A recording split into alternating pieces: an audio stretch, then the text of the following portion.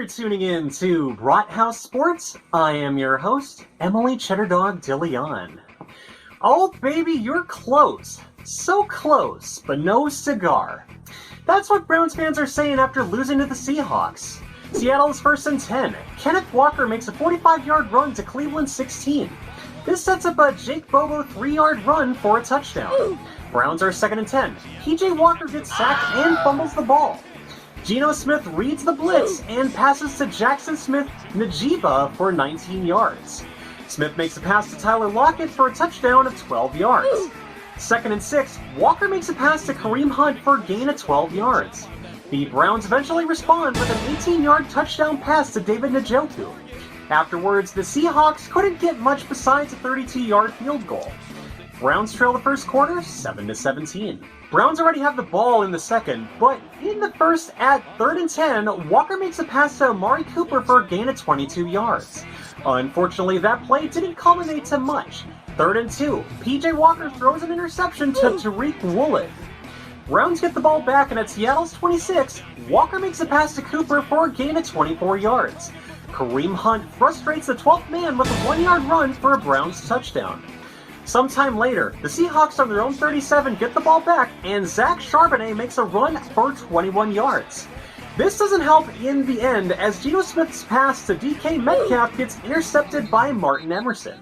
Browns trail the half 14-17. Things were beginning to look optimistic in the third, and here's why that's the case. 2nd and 12, Walker makes a pass to David Njoku for a gain of 41 yards.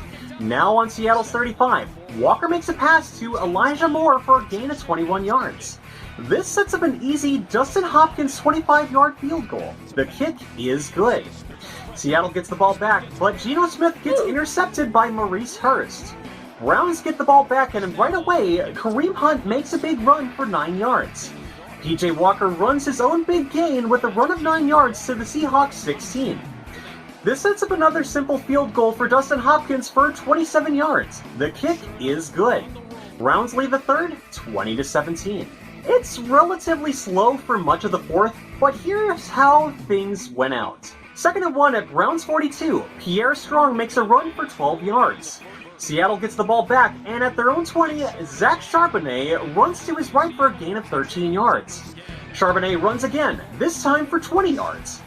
At Cleveland's 41, Geno Smith gets sacked for a loss of 6 by Myles Garrett. Browns get the ball back, and PJ Walker attempts a pass to Amari Cooper, but gets intercepted by Julian Love. Seattle gets the ball back.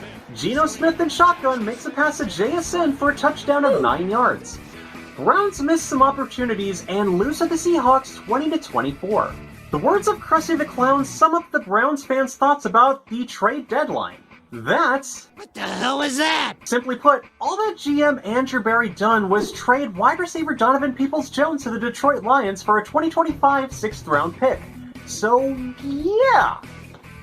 It took me a bit to write this segment because I was expecting something of benefit for the Browns, and I still can't fathom Berry's moves. The thing the Dog Pound should have expected was the signing of a quarterback that would fill in until Watson gets healthy, but that's not what happened. Signing Nick Foles or Joe Flacco wouldn't have been a bad idea either, but why the hell we didn't do that? I don't know. This should be concerning, as the Browns are currently last in the league in passing. Joshua Dobbs and Jacoby Brissett are off the table now, so that's another thing to note.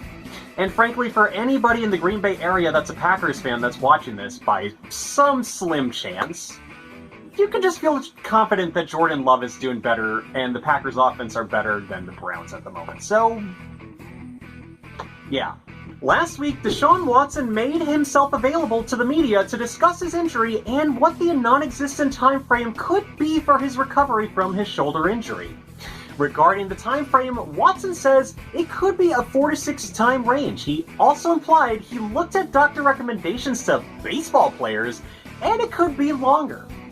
Nonetheless, Watson says he isn't happy with the injury and is aware of the controversy surrounding this.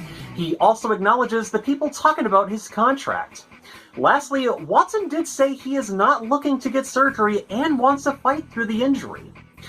I'm not fond of Watson, but I can only hope that he's right about all of this. Otherwise, I kind of have to be on that same bandwagon that is critical of him. The Browns signed Jordan Wilkins to the practice squad last week.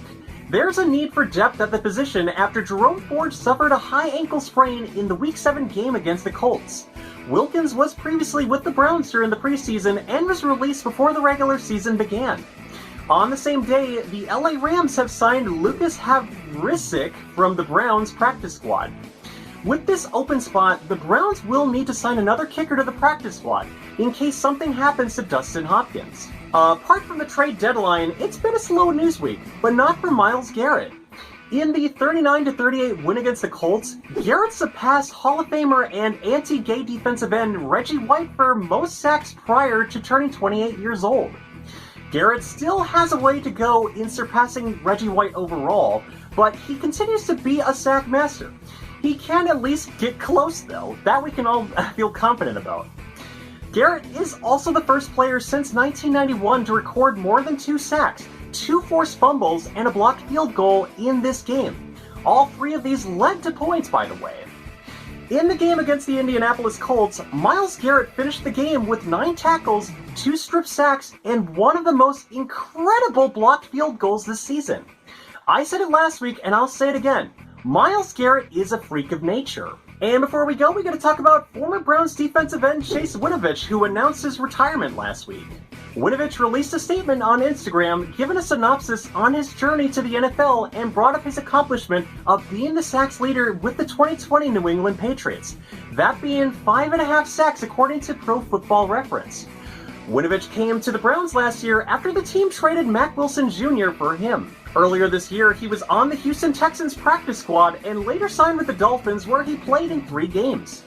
I won't forget Chase Winovich because he wore my favorite number, that being the number 69. Nice.